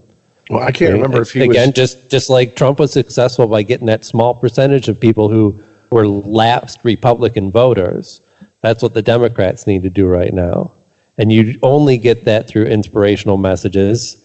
Or, I guess you could get it with fear, but that doesn't seem to work with liberals. That only works with Republicans for some reason. I don't know if it was Bill Maher that Yang was on, or if it was a podcast that I heard him on, but the host was like, you seem like, because he had made the comment of, when I said I was running for president, 2 people told me I'll never be elected president, or I can't be president of the United States, and they were my parents, And it's like, yeah, the comment. I mean, I know that was kind of like a shtick of his. He had no matter what he was on, but whoever was interviewing him said, "You seem like you're almost hoping that this will set the stage for a future run somewhere down the line." You know, like basically as like, okay, I understand I'm not going to win this time through, but this is an introduction, essentially. You know, here, let me show you the difference between empty promises and me when I crunch the numbers, and I can show you, you know, how I'm going to do this. And I was like, yeah, that's a nice thought, but I don't believe it though. I don't think you get that far into it without. I mean, even knowing that it's a long shot, you still have to. If you're going to do something as serious as run for fucking president, you've got to do it for real. Oh, there's been plenty of people who've ran for president. You know, their momentum petered out in the primaries, and then have came back 4 years, even 8 years later. Look at Nixon, Hillary. Yeah, Hillary. Yeah, no, I mean, it's not. Well, there have been, Bob Dole. but that's different than saying that somebody's only getting involved in an election. Oh, no. Because they don't have any chance of winning, only because they want to position themselves for a future election. No, all these people. Like every losing politician is positioning himself for the next election. Every Except person for Biden, he's just going to go the fuck away, right? Every person who's running who actually has a legit shot to the point where they could get on that stage they're egotistical enough to think that they can win it if all the planets align. I'm just saying that now that it's obvious, okay, you're not winning a disco round. I think when I can't remember if it was Joe Rogan. It might have been Joe Rogan. I don't know. Well, whoever it was like, you know, would you regroup and come back for another shot at it? And it's like, yeah, I hope the fuck he does. I seriously do. Absolutely. I am uninspirable by politicians for the most part. Like, I bought into the hope and change shit, and I really haven't bought into any politician shit since then. And this is as close to buying into anything that a politician has got out of me since 2008. That's 12 years ago. So it's a pretty long stretch. Well, right. I don't. Sorry, I don't mean to be just stuttering. I'm trying to self-edit, but fuck it. What most people's beef with the government is how it spends its money. So why the fuck haven't we put an Asian in there already? Right? Well, he said it himself. His slogan was math. Yeah. I'm Asian. I'm good at math. He did say that at one point, and I was like, way to lean into it and take the power out of someone else trying to crack that joke on you. You know what I'm saying? Like, kind of the 8 Mile shit. Now tell these people something about me that they don't know, and then hand the mic to them. I'll do it for you. Yang's problem was he didn't do his political ads from a yacht surrounded by white chicks in bikinis. Like that. I will show you how to make money with real estate. Yes. What was his name? We did a thing on him on the Weedsman last year. What's that guy's name, Aaron? I forget his name. Yeah. But like he had this stereotypical accent and yeah. Oh, but further going down the path you started going down, Aaron. Have we ever had a Jewish president? I mean, if we're talking about money. That's true. Yeah. There you go. Either one. Oh, if we had an Asian Jewish ticket, deficit done, gone, budget balanced. Yeah, but it's hard to eat bagels and lox with chopsticks. So I mean, it's just you just stab them. How do you? Well, I guess you can use a chopstick to seen those people spread some cream cheese. Well, I mean, we had an Irishman in there, and what he ended up doing, passing around a movie star with his drunken family members. So to the point where it's like, she started talking. They were like, "We got to kill this bitch. Seriously, this bitch can't talk." Yeah, did he send Bobby over to break Irish up with her? Are notoriously bad at money too. I'm sorry. What'd you say, Chris? Did he send Bobby over to break up with her, and he ended up fucking her? Yeah, John's kind of an asshole. By the way, I know it's pretty, but I didn't take it out for air. It's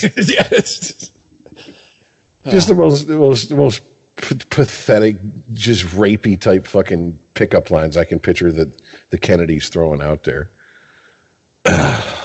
Yeah.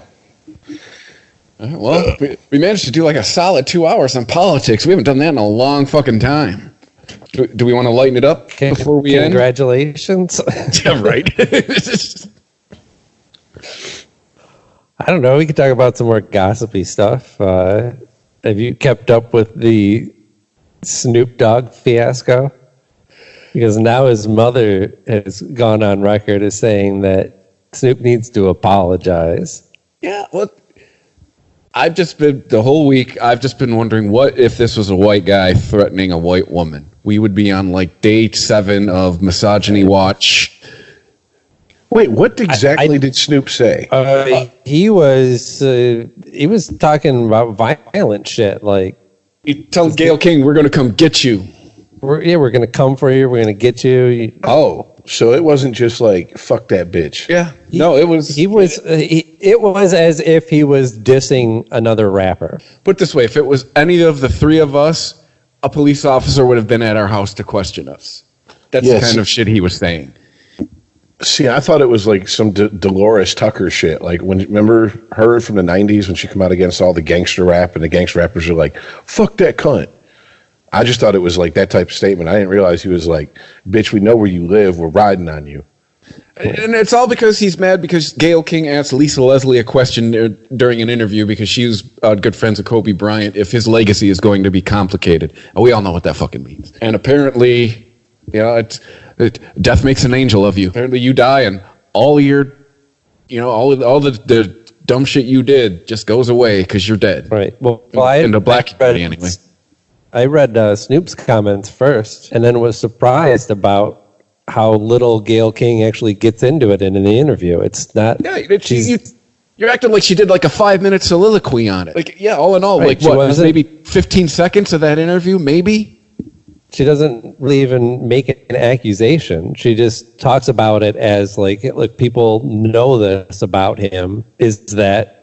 Are people going to remember that about him is basically the question. And unfortunately, yeah, it's going to be, now the number one thing is going to be helicopter crash, but that's going to be number 2. Right. So, I mean, okay, here's my... And if that's your concern, Snoop, you're not helping. You calling her a funky dog-headed bitch is just keeping this conversation in the news cycle. Okay, forgive me, but at what point do these questions become okay to ask? I mean, isn't that what you want from I hesitate to call Gayle King a journalist. Well, in the Woodward and Bernstein sense, but I would say she's a recognized talking head.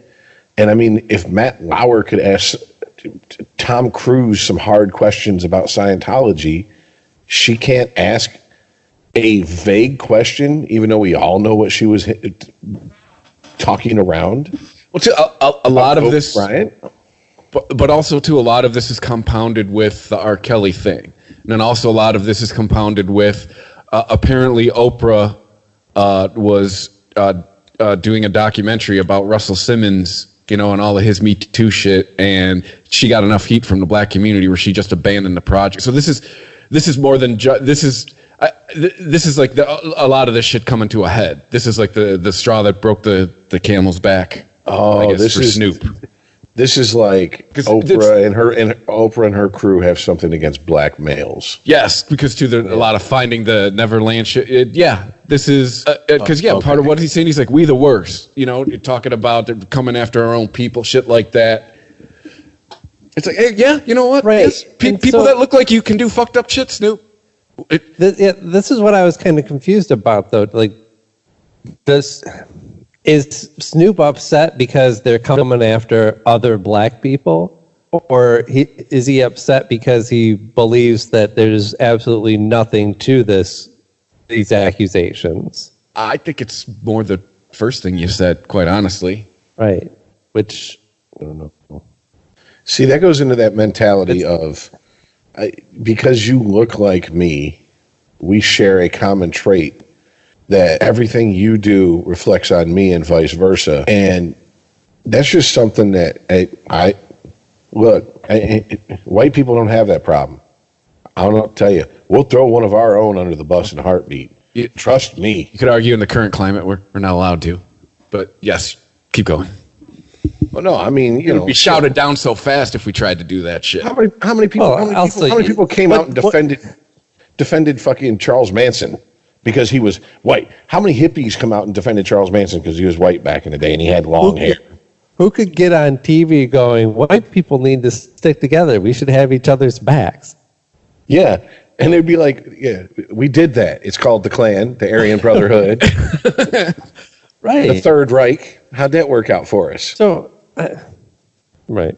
But no, but see, that's that bullshit. That's that bullshit that like, it's that barbershop bullshit to where Cedric the Entertainer said it in the movie. It's like, this is shit we can't admit in front of white people, but we will admit amongst ourselves. OJ killed that bitch.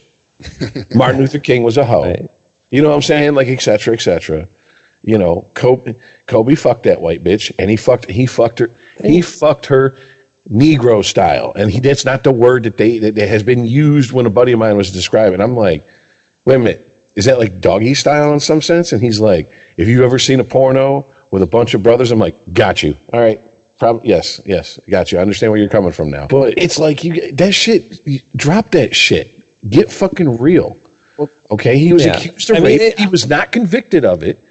Why don't you bring that up instead of automatically threatening a journalist for doing their job? Hey man, it's my racist litmus test, and it passes it or fails it depending on how you look at it. If you turn it around in the other way and it's racist, it's racist. Doesn't matter what spin you put on it. If it can't go back the other way and be fair, then it's racist. Well, I mean, is Snoop looking at this because he had that murder beef that he was acquitted on, and he's like, maybe that's why he's like super sensitive about this? Because it just seems very weird that Snoop, of all people, is throwing his hat into this ring, going this hard. Because Snoop has been he's been George Foremanized. He hangs out with Martha Stewart. You know what I'm saying? Like George Foreman back in the day, everybody was terrified of George Foreman. Everybody. Now he's your Uncle George. He sells you fucking Foreman grills. He does songs with George Jones about I don't need your rocking chair. He's a big fucking teddy bear now. Yeah. Yeah. Like Snoop has been Foremanized. And to come out and be like, go hard, like you're coming off 100 miles and running or some shit like that. Like seriously, dude, why would you throw your hat in this ring? Why wouldn't you just say whatever? That bitch was doing her job, and it was foul of her to ask that question, but whatever. Bitches got to get paid. Like that's not out of the realm of shit for Snoop to say. To make a threat like that. Like we know where you're at. We're coming for you. I don't know necessarily. I agree with you. If it was Calvin Brodus, the McDonald's employee that said that shit, I think the police would have already visited him. Well, I was about to get into, there's probably a little bit of wealth privilege here too. It's exactly the point you said. If he was Calvin Brodus, the bus driver, there probably would have been a knock on his door. Yeah, I think that's more so than like he got away with it because he's black and she's black or whatever. I mean, but let's be honest.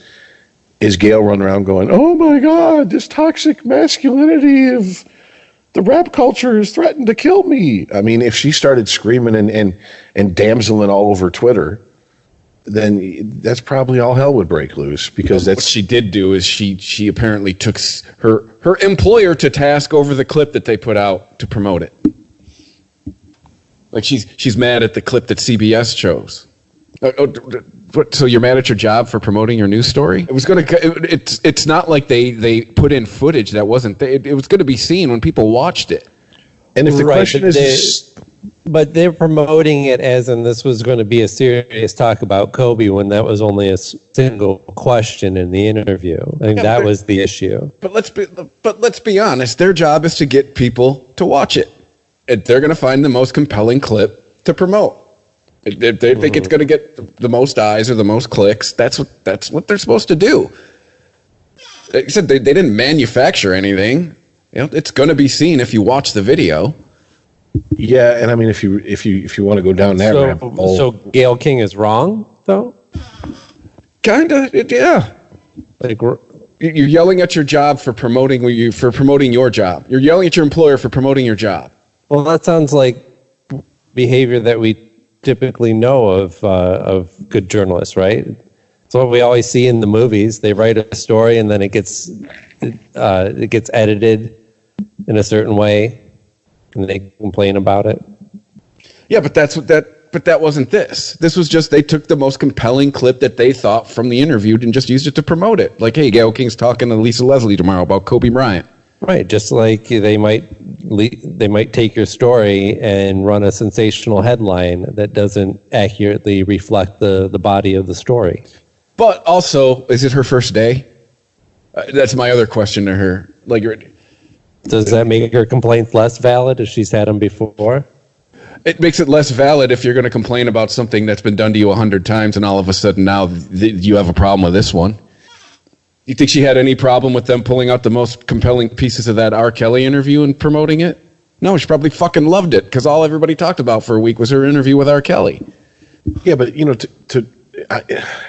when you bring that up, when I think about that, if you look back at that interview, like, there was points of that interview, he was standing up, standing over top of her, gesticulating all over the place like a crazy man. And it's like, why did no one say anything about that? You know what I'm saying? Like, he looked like he was on the verge of losing his shit. Well, I mean, he did become quite a few awesome memes. Well, okay, besides the internet going undefeated and memeing the fuck out of anything, if there was an asteroid that was going to hit us in 20 minutes, there'd be a million memes when it finally hit. I mean, let's be honest. That's just how the world is these days. But I mean, like, is it because he's R. Kelly, because he sings R&B songs, and he didn't, he wasn't on a deep cover soundtrack, so he ain't scary like Snoop is, even though I still maintain, who the fuck's scared of Snoop? I mean, seriously, like, okay, you put a gun in Snoop's hand, I'm scared of him. You put a gun in my cat's paw, I'm scared of my cat. Okay, but you know what I'm saying? Like, Snoop's again. I'm mad at you. Oh, okay, smoke this. Hey, yeah, that's what I thought. Yeah, sit down. Here, let's finish it. I mean, seriously. Like, it's Snoop. You got too much to lose. You got a family, you got kids, you got lawn furniture and a mansion. Like, you're trying to get your kids in the NFL. You're going to go out and fucking ride or die on Gayle King? Like you a shot caller or something in Pelican Bay? This is fucking insanity. I don't know. Here's the thing, isn't it? To me, she did what she's supposed to do. She did her job. She asked the question. And if that was how she phrased the question, is how you're putting it, will his legacy be complicated? And that was it. And she didn't go digging, and she didn't go for the gotcha moment. She wasn't like, well, his rape trial and sensationalize it. And Snoop needs to chill the fuck out and realize that, one, no one was talking about him, and two, it's a valid fucking question. And if she's fucking hiding behind her employer, I do agree with you. What the fuck does she think her employer is going to do? Show the most boring moments of the interview to promote it? Come on now. That's not how shit works. When you see a trailer for a movie, they don't show you, the scenes where they're like brushing their teeth. They show you the explosions and shit. I guess as of yesterday, Snoop has actually reached out to Gayle King with a message of peace and love.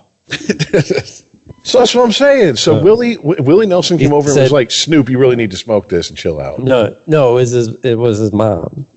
He said, I had a talk with my mama. Thank you, mama. 2 wrongs don't make a right. Time to heal. Actually, at Gayle King in his Instagram post, peace with peace emoji and love. Praying for you and your family as well as Vanessa and the kids. And then he's got some namaste hand and I don't know, like a couple starbursts. What is it?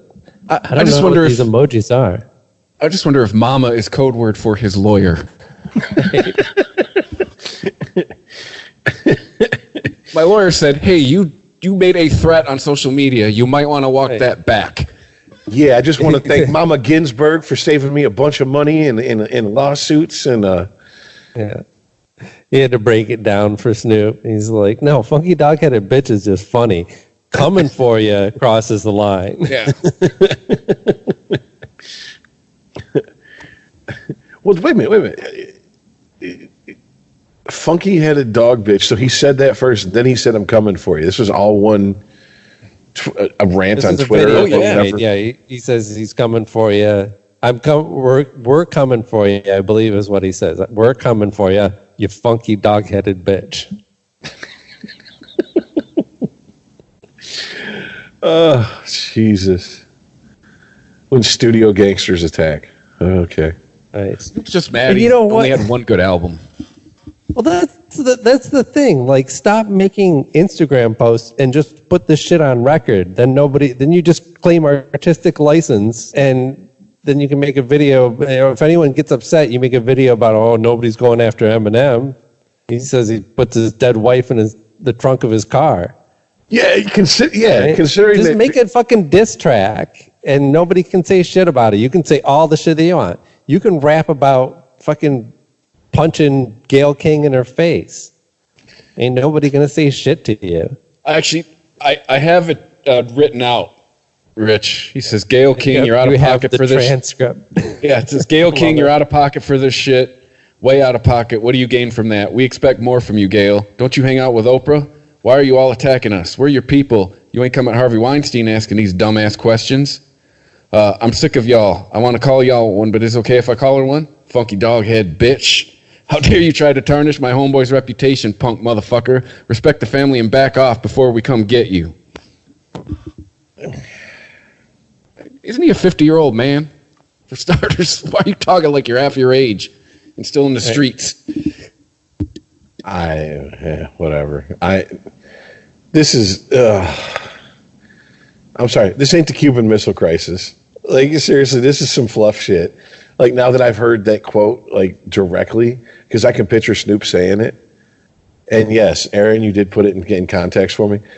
Because it was Snoop cracking up, and they were like, so, Snoop, what'd you think about Eminem's new album, specifically the song Kim? And he started laughing. He goes, that motherfucker wrote a song about killing his wife. He's like, who ain't wanted to write that song? You know what I'm saying? And no one blinked an eye when he said that shit. So it's like, yeah, whatever. Snoop got a little too high, feeling himself a little too much, hit record.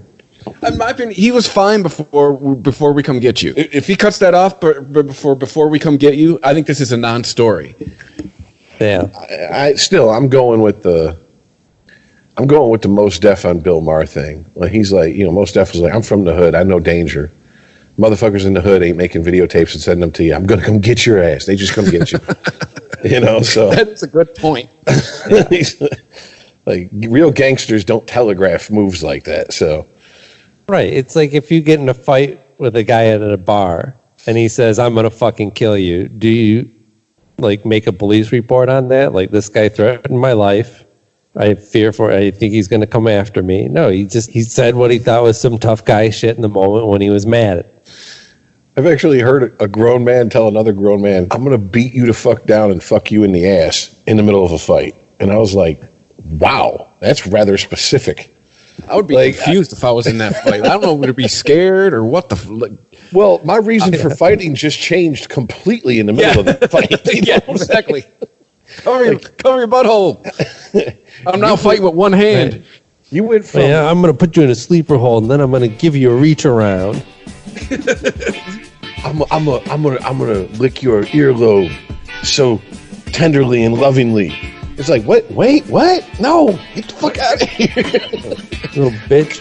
I'm going to hold you down and shave your body and oil you up. It's like Terry Crews in Friday After Next. Who's that magically delicious mini pimp looking motherfucker? You know what I'm saying? Like, that's who fuck you find it. I forgot about that. When the Ghetto Boys wrote the song Mind Playing Tricks on Me, that's the I be seeing him asleep. Like, you don't want that big of a gangster coming up like, you look fine as fuck. Come here, boy. Like, oh no.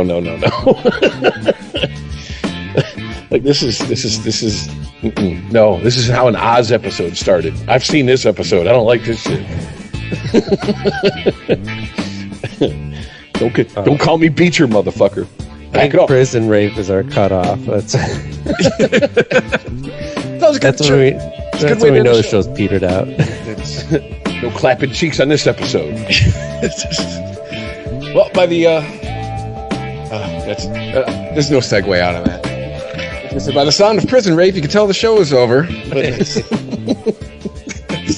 just follow us on Twitter at UnregimentedPod. You can email us. Again, emails work now, unregimented@ChristopherMedia.net. Spreaker.com, Spotify, Apple Podcasts, Google Podcasts, the iHeartRadio podcast app. We're there. Stitcher's still there too. ChristopherMedia.net if you just want to cut out the middleman. Thanks everybody who's listening. Hey, we chart on the news commentary charts for Apple. Who would have thought? So thanks for that, people who listen. So thanks for listening, and we'll see you next week. See ya. Later.